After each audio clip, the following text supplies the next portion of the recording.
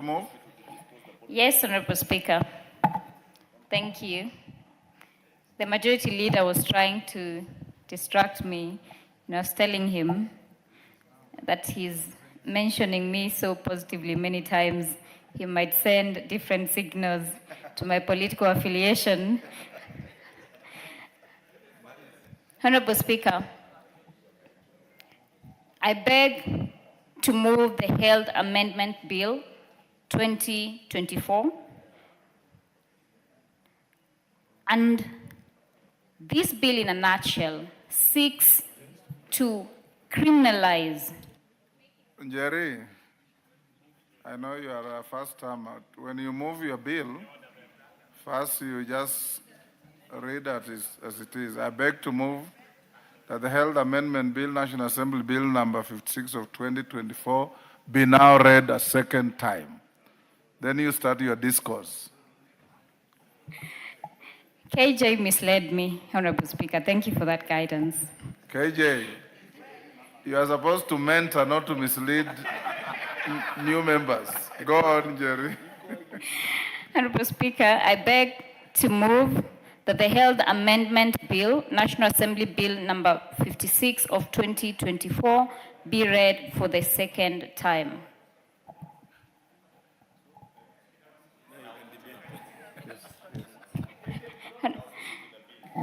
I will never forgive KJ. Honorable Speaker, the Health Amendment Bill, in a nutshell, seeks to make it illegal to detain dead bodies in hospitals or mortuary facilities.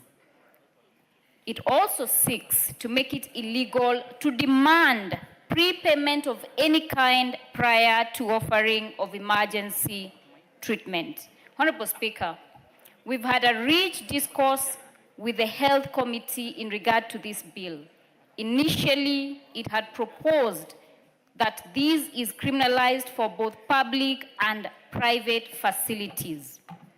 Unfortunately, Honorable Speaker, and I put it on the floor so that members can take it up, we arrived at a consensus that these amendments are only directed at public facilities, which is insufficient and does not cater to the urgent need to ensure that all Kenyans are treated equally and have their right to dignity protected and access to health care protected as per the Constitution.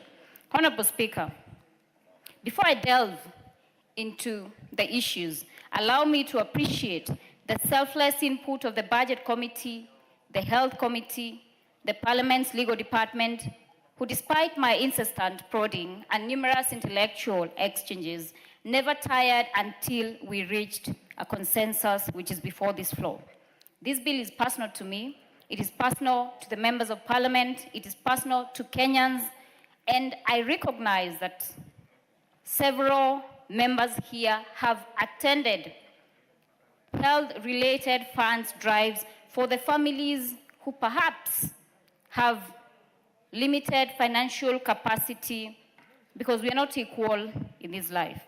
Honorable Speaker, while Kenya now takes pride as having enacted universal health coverage, a momentous journey towards achieving access to health care for all, the lived experience of many Kenyans reflects otherwise. This bill proposes targeted amendments to the Health Act, Cap 241, to address two urgent issues that have been affecting Kenyans. The first being the demand for prepayment before emergency medical treatment is provided, and the detention or hostage taking of dead bodies by hospitals and mortuaries as collateral for unpaid medical bills. Honorable Speaker, this bill gives teeth to the constitutional right to emergency medical treatment and Article 43(2) of the Constitution of Kenya, and safeguards the right to dignity as provided by Article 28. Honorable Speaker, the law as it is lacking. The court's decisions and pronouncements, the High Court in particular, in regard to the issue of detaining dead bodies as collateral, given, or the rationale behind it being that dead bodies, no matter how long they are detained in facilities, will never accrue any objective in a manner that they cannot be sold for profit. But the hospital and mortuaries continue to detain the bodies of Kenyans who have passed on, who perhaps come from financially incapacitated families, to ensure that they have drained them emotionally so that they can pay the bill. Honorable Speaker, the right to emergency treatment must be protected by this House. This expands the scope of emergency care to cover treatment at the scene, during transport, and through to the hospital. It also creates an offense for demanding prepayment, where any person held liable will be fined to a tune of Kenya shillings 3 million. These amendments further create an offense for detaining dead bodies where any public officer in a healthcare facility who has either facilitated or authorized detainment of a dead body shall be fined to a tune of Kenya shillings 2 million. Honorable Speaker, it further imposes a duty on all public sector healthcare providers to ensure that medical costs do not impede attention to emergency treatment. Honorable Speaker, like I have said, this is a lived experience. The Kenyatta National Hospital issued a public notice regarding 262 unclaimed bodies in the last year. Honorable Speaker, in June 2025, a further 124 unclaimed bodies were subjected to a similar notice. Many of these remain unclaimed precisely because families cannot afford the bills due to the harsh realities of the economic life in Kenya. To give life to this bill, Honorable Speaker, and the amendments therein, I want to reiterate that this is not mere rhetoric. This is not politics, Honorable Speaker. This bill is for the sake of the many Kenyans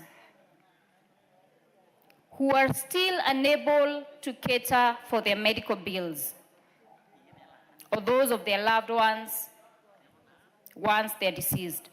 Honorable Speaker, the Mater Hospital in 2025 detained the body of a Kenyan by the name Caroline Tito, a widow, a mother of 2 college-age sons, for over 2 months for the failure to pay Kenya shillings 3.3 million. Honorable Speaker, from a human perspective, I want to pose a question to this House. Were the 2 college-age sons, did they have the capacity, even if they had wanted to clear the medical bill so that they could lay their mother to rest? Another further human experience and the human face of this bill is the Kenyatta Memorial Funeral Home. Honorable Speaker, this is a matter that I personally litigated in offering my pro bono services to Kenyans who cannot afford to pay for legal services.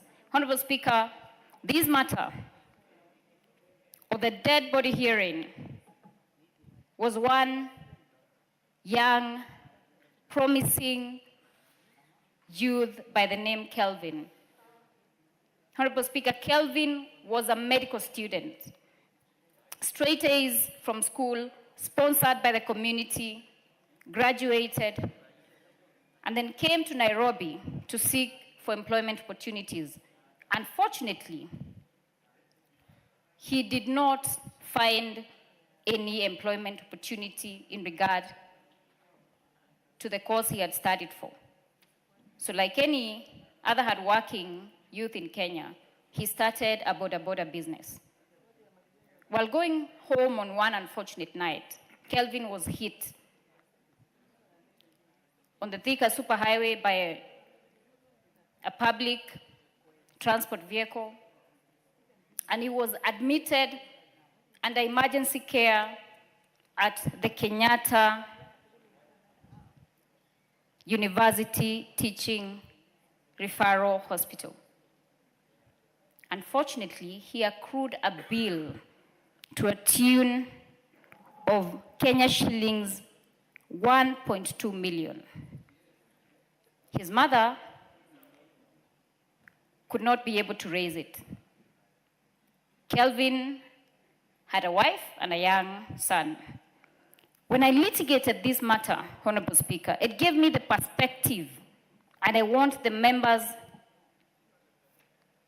to put themselves in the shoes of Kelvin's mother, who was a squatter, who did not have any property she could have sold to get the body of her only son, who was a straight-A student, had come to Nairobi to seek for better opportunity. But unfortunately, he had encountered an incident where he passed on.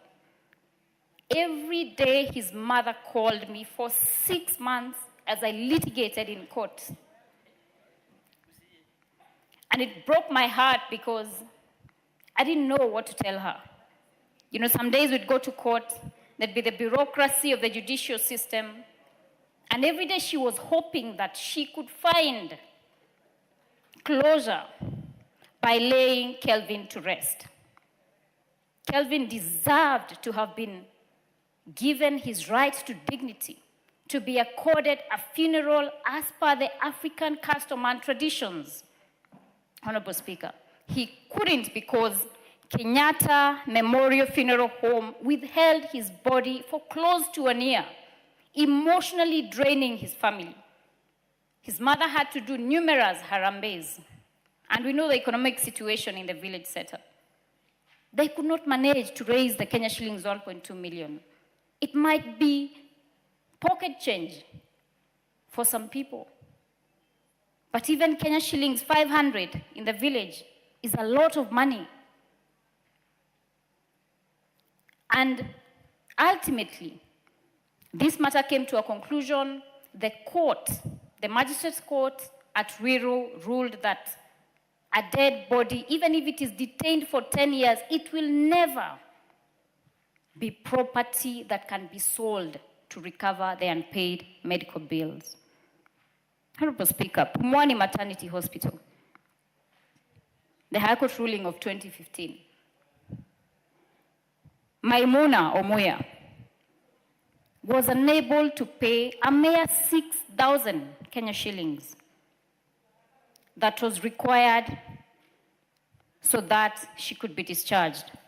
She was detained at the facility with her newborn for nearly a month.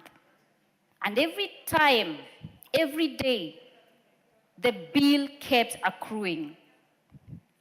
Honorable Speaker, the courts have been clear. They have pronounced themselves. It is upon this House to pass these amendments, to legislate, to give judicial legitimacy to the decisions by our courts of law. Honorable Speaker, from a human perspective, and because we are Africans, we know that it is custom for us to bury the dead, to lay them to rest, so that we can find closure and move on with the day-to-day life. There are families that are denied that by hospital facilities just merely because they are financially incapable. It is not a case of not wanting to. I do not think anyone would want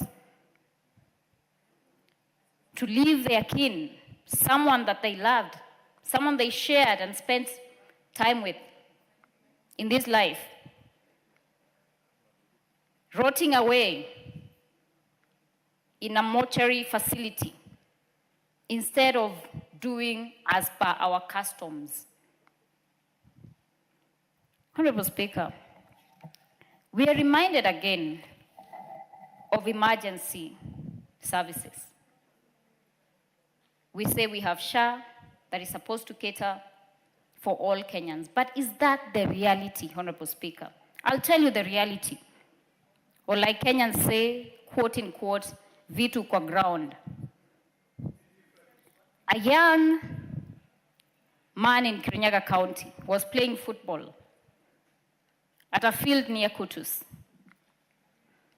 He collapsed and was rushed to a nearby county medical facility. Unfortunately, he could not be admitted because he had apparently not paid for SHA. Access to emergency services. We must ensure that medics that deny emergency services to Kenyans who prioritize financial gain while a Kenyan is losing their life, they are culpable and that they are held so by the law and fined as per these amendments. Honorable Speaker, the realities, when we remember the baby who had a fork djembe in his head, went to Kenyatta National Hospital, the mother could not afford to raise 20,000 for that child to be treated. Unfortunately, due to the delay in attaining the dire emergency services, that baby succumbed while waiting for treatment on the bench of a facility that should have ensured that he's alive today, going to school like other children, and even given hope to his parents to see him grow and perhaps be like one of us here in future. Honorable Speaker, jurisdictions across the world have ratified through legislation the provisions that I am pushing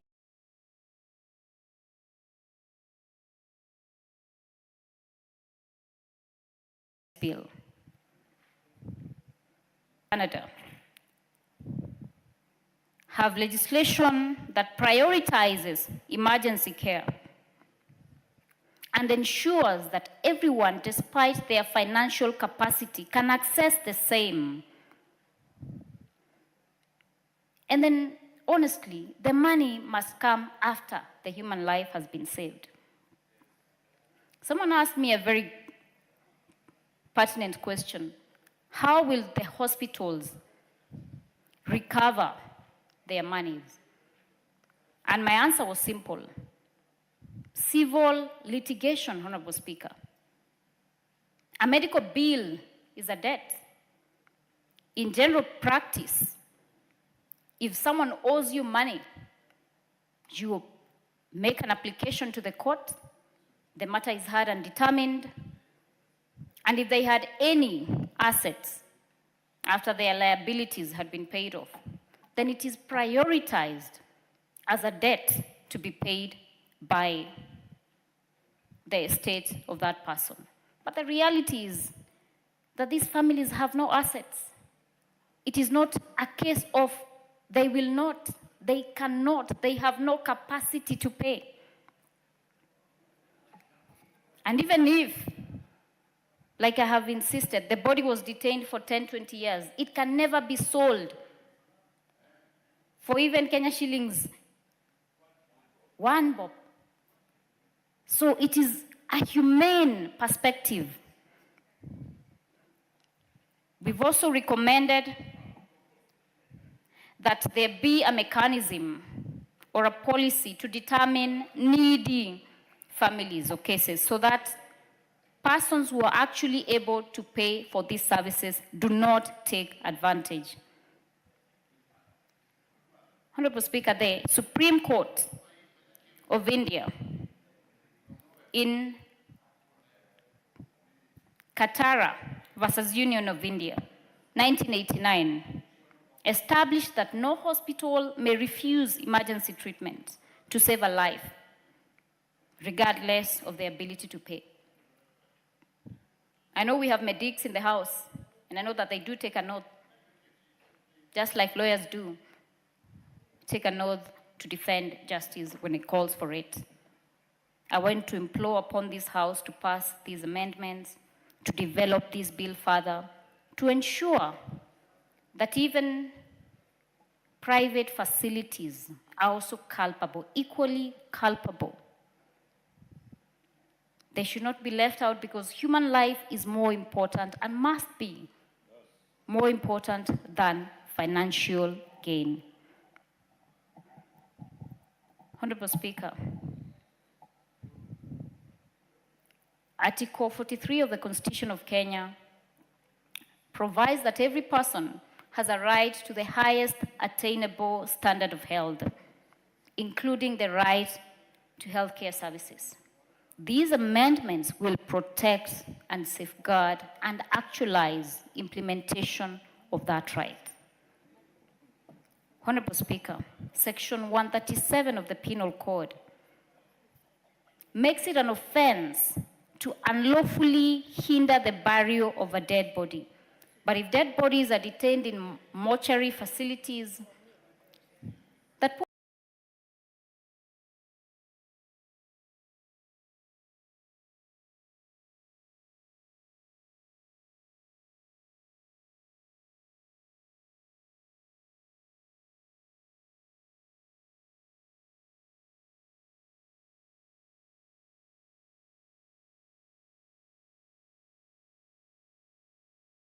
Kenyans that this bill reinforces.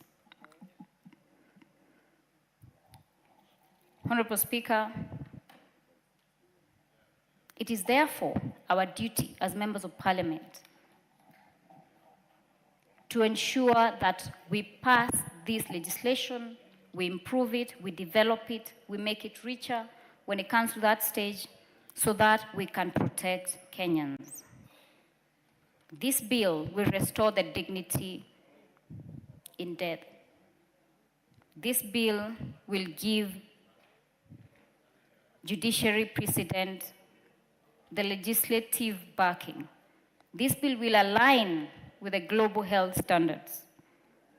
It is bipartisan, it is human, it does not know the majority side, it does not know the minority side, it does not know Wamunyoro, it does not know any political affiliations. It is a bill for Kenyans. Let us take it as such when we debate. Let us enrich the debate. And Honorable Speaker, because I know many members, I had requested them to stay behind so they could contribute to this. I will not belabor, and I can tell they're convinced the way they're shaking their heads in conviction. Even the majority leader is convinced. I would like to call upon the immediate. I move.